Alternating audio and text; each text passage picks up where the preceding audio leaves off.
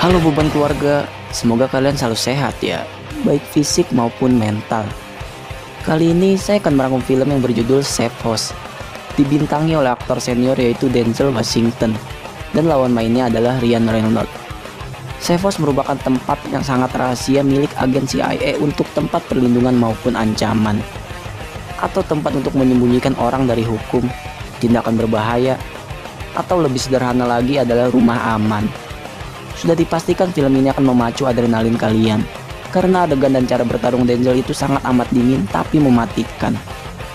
Ya udah, langsung aja siapin sebatang, racik kopi kalian, dan selamat menyaksikan.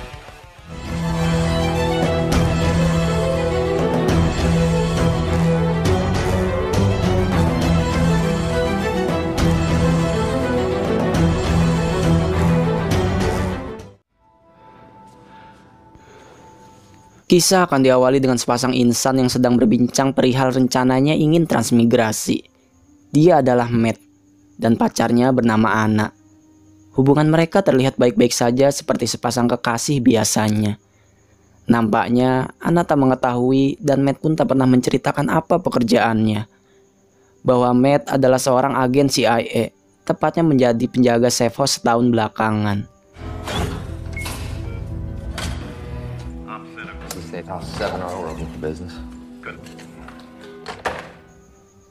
Kemudian scene berpindah.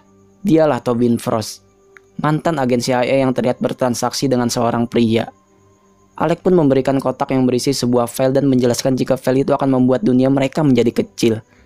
Dengan kata lain, file itu sangat dicari-cari karena akan menjadi ancaman untuk pihak lain.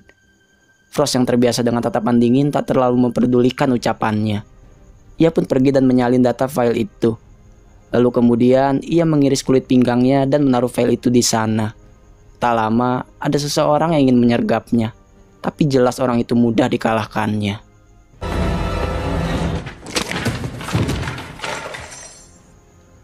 Kemudian ia pun segera pergi berjalan di keramaian alun-alun. Ia tak tahu di atas seseorang sedang mengincar dan segera menembaknya.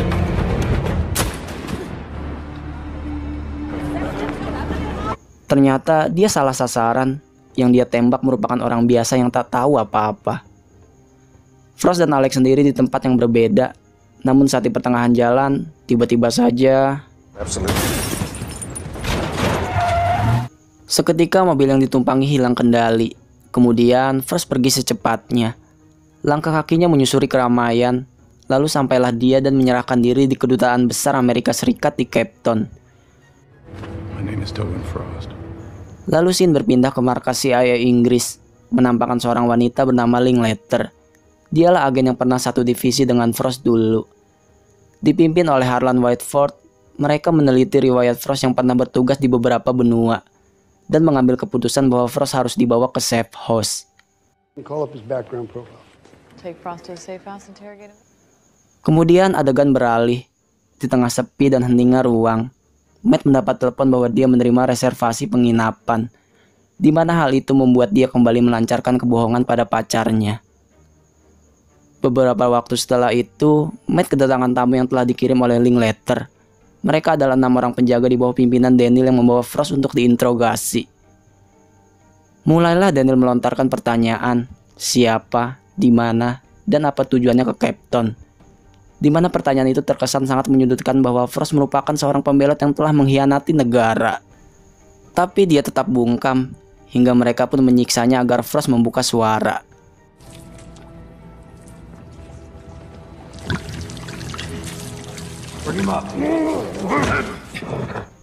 Namun Frost tetaplah Frost yang tangguh, tak gentar bahkan tak goyah dengan intimidasi yang Daniel berikan. Kemudian secara mengejutkan, ruangan menjadi gelap gulita.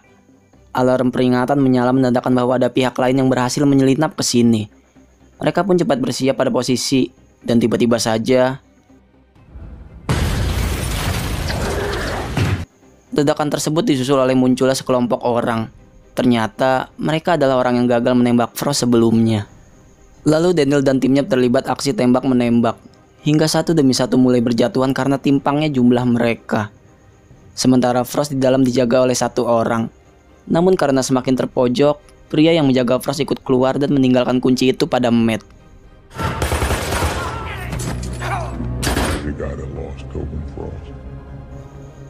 Dengan perasaan gelisah dan bingung harus melakukan apa, Matt yang menyaksikan Daniel dibunuh pun memutuskan untuk pergi, membawa serta Frost yang ia paksa masuk ke dalam bagasi. Di tengah keramaian jalan, mobilnya kembali diserang. Dia pun menghubungi CIA, namun bantuan tidak bisa cepat datang. Alhasil dengan modal menyetir ugal-ugalan, dia berusaha membawa Frost sejauh yang dia bisa.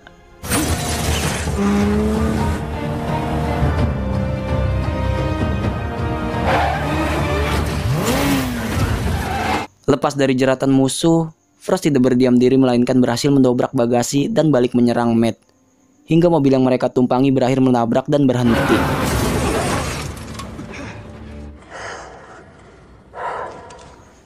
Singkat waktu, Matt melanjutkan perjalanan dengan mobil yang telah ia curi. Frost pun memulai percakapan, mengutarakan pendapatnya bahwa safe house adalah tempat perlindungan yang sangat aman dan tidak bisa ditembus sembarang orang. Disitulah timbul persepsi bahwa orang yang menyerang mereka merupakan pembunuh bayaran yang diperintah orang dalam. Namun sayangnya, Matt terkesan abai dan tak memperdulikan. Kemudian terjawablah sudah. Seorang bernama Vargas terlibat chatting dengan seseorang. Kurang lebih mengatakan jika file itu tidak dia dapat, maka tidak ada pembayaran. Siapa orang di balik rencana ini semua? Nanti kita akan tahu. Lalu, Matt membawa Frost ke sebuah tempat. Di sana, dia meminta Anna untuk bergegas pergi dari apartemennya, tanpa memberitahu bahaya apa yang sedang mengincarnya. Kemudian, Matt lanjut menghubungi markas CIA. David pun berkata bahwa bantuan belum bisa datang sampai 12 jam ke depan. Maka, dia diperintahkan untuk membawa Frost ke safe house yang terletak di luar kota. Namun harus mengambil tas berisi kunci dan GPS di stadion dulu. Ketika sampai di stadion, Matt mengambil tas dan segera beranjak. Dikelilingi banyaknya orang dan polisi, Frost memanfaatkan itu agar bisa lepas dari jeratan Matt. Upaya penjelasan Matt berbuntut sia-sia karena polisi tidak mempercayainya. Dia pun ditahan dan Frost dibawa ke tempat yang berbeda. Selang beberapa menit pergi, CCTV menampakkan Frost yang sudah berganti pakaian polisi. Hal itu membuat Matt memberanikan diri, menghajar polisi dan kembali mengejar Frost dengan membawa walkie-talkie. Meski menemukan Frost berarti mencari jarum di tumpukan jerami, namun penampakan Frost berhasil ia temui. Sayangnya, polisi keburu menyadari dan menembakkan peluru itu padanya. Hingga orang-orang berlarian dan dia pun terpaksa balik menembak polisi sebagai upaya pertahanan diri. Lalu Matt kembali mengejar hingga tiba-tiba keadaan berbalik seketika. Frost ganti menyudutkannya. Untungnya, Frost berbaik hati tidak membunuhnya dengan alasan anti membunuh orang yang bukan profesional. Dan betul saja, gertakan itu membuat Matt gemeteran. Naas setelah kejadian menembak polisi, wajahnya terpampang nyata dalam pemberitaan dan menjadi buronan. Kemudian Matt menghubungi David, berkata bahwa Frost telah meloloskan diri. Lalu yang dia dapat justru Harlan membebas tugaskannya. Harlan berkata bahwa dia hebat sudah bertindak sejauh ini. Namun tentu itu hanya sindiran bahwa sebenarnya dia agen yang amatiran. Di sisi lain, Harlan meminta David dan Linklater pergi menyusul Frost ke Cape Town hari itu juga. Kemudian di tempat yang berbeda, Frost mengambil file dari pinggangnya dan menyimpan pada sebuah tempat. Dia pun mencukur rambut serta memangkas habis janggut agar tampan seperti pria-pria Indomaret. Lalu scene beralih saat Matt menemui Anna. Dia pun mengakui segala kebohongannya dan memberi Anna sebuah tiket ke Paris karena di sini sudah terlalu berbahaya. Setelah itu, Matt melihat sebuah papan berisi jadwal keberangkatan. Tiba-tiba saja dia mengingat sesuatu, bahwa Langa merupakan sebuah daerah yang pernah Frost ingin tuju dulu. Dia pun beranjak ke warnet untuk mencari info terkait target pengamatan yang tinggal di Langa, dan menunjukkan satu nama pria pemalsu identitas. Beberapa waktu kemudian, Frost datang menemui Carlos meminta dibuatkan identitas baru, termasuk paspor dan SIM. Bersama dengan itu, Matt tiba di sana sementara David dan Linklater juga mulai dalam perjalanan. Lalu di sela pembuatan paspornya, tiba-tiba sebuah tembakan bersarang pada lengan Carlos. Kemudian disusul oleh teriakan istrinya dan sekelompok pembunuh bayaran yang kembali hadir menembak tubuh istri Carlos dengan kejam. Lagi-lagi mereka bisa melacak lokasi Frost entah tahu dari mana. Kemudian setelah melakukan sedikit perlawanan, Carlos harus meregang nyawa. Sementara Frost melarikan diri lewat atap rapuh perumahan kumuh dengan hujaman peluru yang mengarah kepadanya.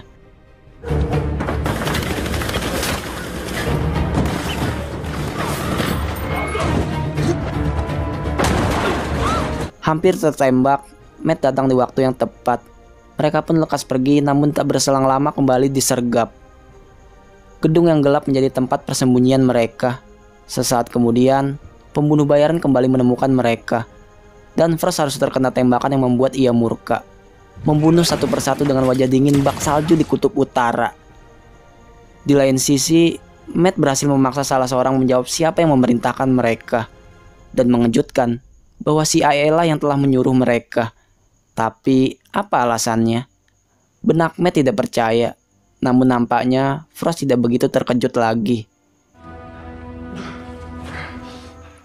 Pagi harinya, pesawat yang mengangkut David dan Linklater mendarat. Mereka berpisah menuju TKP sendiri-sendiri. Sementara Matt bersikeras membawa Frost pada CIA. Entah polos atau bagaimana, padahal Frost sudah memberi kode bahwa CIA banyak menyimpan rahasia yang belum pernah Matt ketahui. Kemudian mereka menempuh perjalanan, mengarungi gersangnya jalan Afrika ditemani oleh butiran pasir dan serpihan debu. Hingga di suatu tempat, tiba-tiba Matt menodongkan senjata pada seorang pria. Ternyata dia merupakan penjaga safe house yang mengenalkan diri dengan nama Kiefer. Sementara David yang sudah janjian bertemu Linklater, tiba-tiba menembak wanita itu hingga tewas. Dari sini pecahan puzzle mulai terungkap. Apakah motif David yang sebenarnya? Kemudian kembali ke safe house. Kiefer yang nampak baik-baik saja lantas menyerang Matt membabi buta. Ternyata dia ingin menguasai Frost seorang diri.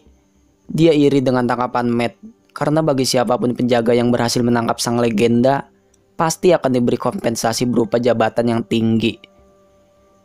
Hingga setelah berdarah-darah dan tertatih-tatih, Kiefer berhasil dia lumpuhkan.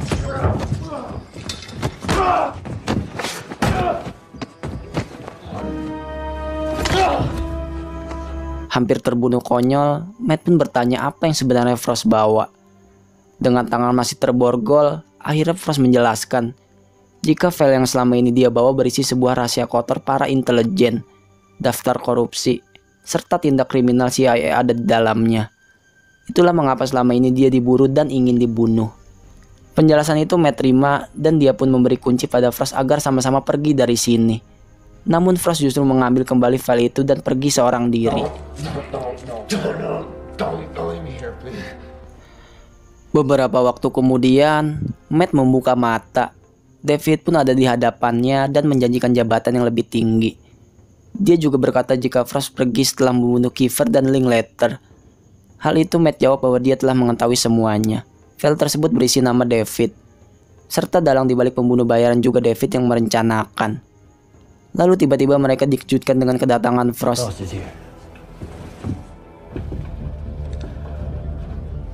Cepat mengambil ancang-ancang, David keluar dan menemukan kebakaran besar.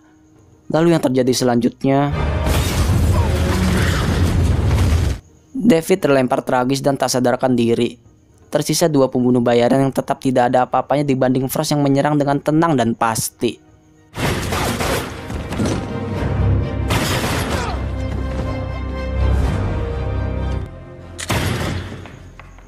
Setelah semua tewas, Frost menemui Matt dan mengajaknya pergi, tanpa tahu bahwa David masih hidup dan melayangkan timah panas hingga menembus tubuhnya. Sesaat David tersenyum jumawa, merasa bisa mendapatkan file itu dan bisa membuka Matt dengan iming-iming jabatan. Namun harapannya pupus karena Matt membunuhnya dengan pistol yang ia pegang. Saat-saat terakhirnya, Frost menyerahkan file itu kepada Matt, mempercayai bahwa Matt bisa mengungkap semuanya. Dia juga sempat meneteskan air mata sebelum ajal datang menjemputnya.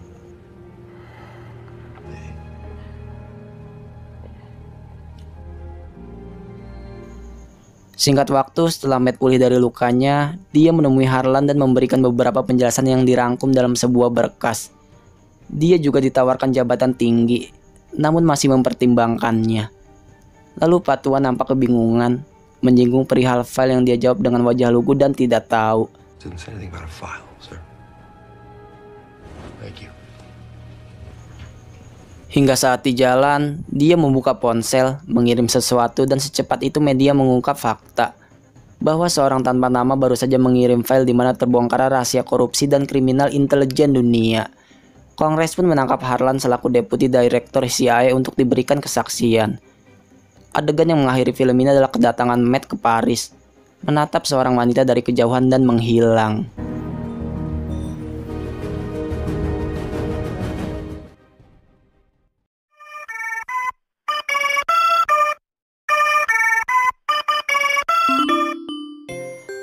Mungkin kalian bertanya-tanya mengapa Linklater dibunuh. Alasannya jelas karena dia tidak terlibat dan David takut kebusukannya terungkap. Harlan juga bermain bersih, di mana dia sudah merencanakan keberangkatan David dan Linklater ke Cape Town agar di sana bisa membunuhnya. Selain itu, Frost berperan paling keren, menjadi antagonis yang sebenarnya tidak antagonis juga. Pesan terakhir dari saya, bahwa tidak apa-apa diremehkan. Matt pun awalnya diremehkan, pada akhirnya bisa berjuang untuk mendapat pengakuan. Segitu dulu dari saya, semoga kalian suka sama videonya. Jangan lupa subscribe. Sampai berjumpa lagi, salam beban keluarga, salam anak pertama.